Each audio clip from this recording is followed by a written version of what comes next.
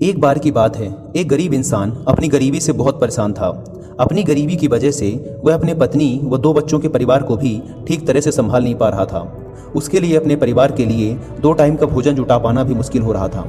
वह अपनी ऐसी जिंदगी से तंग आ चुका था। इस गरीबी और लाचारी ने उसके दिमाग में उथल पुथल मचा दी थी। अपनी इस समस्याओं से बचने के लिए उसने घर छोड़कर भाग जाने का निर्णय लिया और एक रात वह चुपचाप अपना घर परिवार छोड़कर चला गया। उसे यह नहीं पता था कि उसे कहाँ जाना है।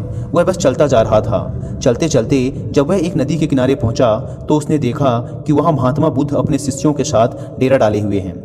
यह देखकर उसने निर्णय लिया कि वह सन्यासी बन जाएगा और महात्मा बुद्ध का शिष्य बनकर उनके साथ ही विचरण करेगा। यह निर्णय लेकर वह महात्मा बुद्ध के डेरे में जाता है और उनके चरणों में गिरकर बुद्ध से यह विनती करता है कि वो उसे अपना शिष्य बनाकर अपने साथ रख लें। महात्मा बुद्ध ने उस गरीब इंसान की तरफ ध्यान से देखा और फिर मुस्कुराते हुए बोले, ठीक है, आज से तुम भी मेरे काफिले का हिस्सा हो। अगली सुबह जब महात्मा बुद्ध का काफिला आगे बढ़ा तो वो भी उनके साथ चल पड़ा। गर्मी का मौसम था और तेज धूप भी थी, लेकिन महात्मा बुद्ध का काफिला लगातार बढ़ता जा रहा था। जब वे लोग एक जंगल से गुजर रहे थे तब एक बड़े से पेड़ के नीचे सभी लोग कुछ देर विश्राम करने के लिए रुके। तेज धूप व लंबी यात्रा के कारण महात्मा बुद्ध को बहुत जोरों की प्यास लगी थी। इसलिए महात्मा बुद्ध ने अपने नए शिष्य से कहा, यहाँ पास में ही एक सरोवर है, तुम वहां से मेरे लिए पानी ले आओ। महात्मा बुद्ध की आज्ञा पाकर वो गरीब इंसान सरोवर की तरफ पानी लेने चल पड़ा। जब वह सरोवर के पास पहुंचता है तो देखता है कि वहां कुछ जंगली जानवर सरोवर के पानी में उछल कूद मचा रहे हैं। उसके सरोवर के पास आते ही सारे जंगली जानवर उससे डरकर वहां से भाग गए।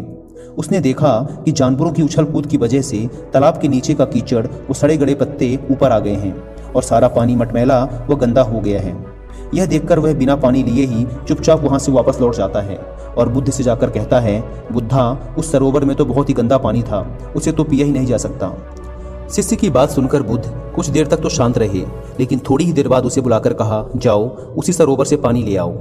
महात्मा बुद्ध का यह आदेश सुनकर वह शिष्य पानी लेने तो चल पड़ा, लेकिन अपने मन में यही सोचता जा रहा था कि महात्मा बुद्ध इतने गंदे पानी को पिएंगे कैसे। लेकिन जब वह सरोवर के पास पहुंचता है तो यह देखकर चकित रह जाता है कि सरोवर का पानी एकदम साफ और निर्मल हो चुका है। वह सरोवर का पानी लेकर महात्मा बुद्ध के पास जाता है और उनसे पूछता है कि थोड़ी ही देर में सरोवर का पानी इतना साफ कैसे हो गया।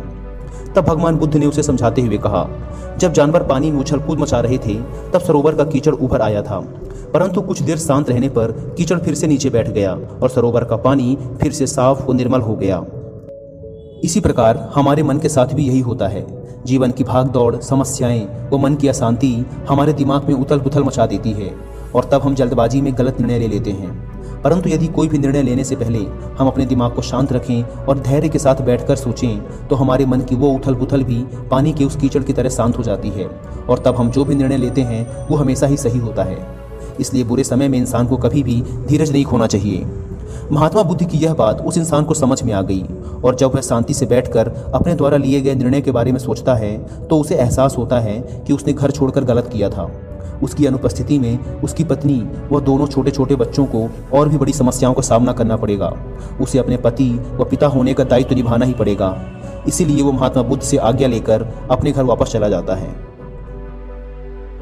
दोस्तों, इस कहानी से हमने सीखा कि हमें कभी भी अपने निर्णय अशांत दिमाग व जल्दबाजी में नहीं लेना चाहिए, बल्कि दिमाग को शांत रखते हुए वो भविष्य के बारे में सोचकर ही सही निर्णय लिए जा सकते हैं।